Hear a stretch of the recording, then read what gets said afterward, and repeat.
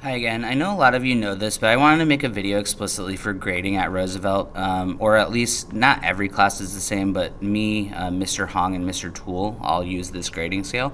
So, as you can see, 80% here, that's going to be assessment grades, so that's hitting the learning target. So, quizzes, essay, lab reports, presentations, some posters we do. And that means only 20% is the daily work. Which there's advantages and disadvantages to this grading system, but every teacher tweaks it in different ways. So a way I tweak it is so within this 80%, I grade your student or your notebook.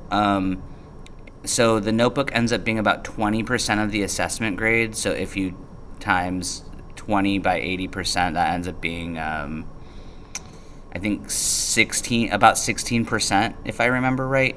So really how my grades end up looking is 20% daily work, about 15 to 20% notebook, and then that other 60 to 65% is the assessment grade.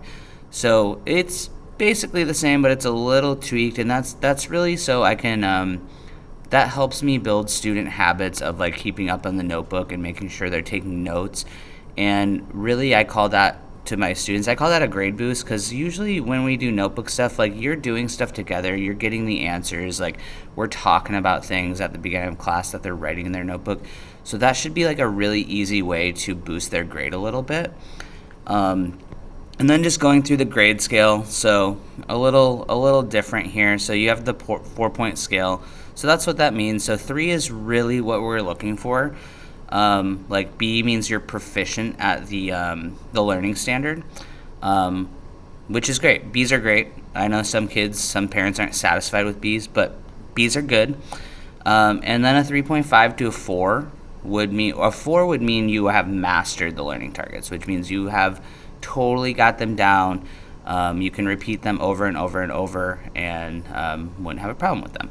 Then at the bottom here, we have reassessment. So I always allow students to retake tests and edit tests. I'm going to tweak that a little this year and give them new versions of the same test just because I've seen kids in the past like kind of tank on a test and then talk to their friends about it. And then a week later, they're like, oh, I get it. And that's cheating. So I'm trying to prevent cheating.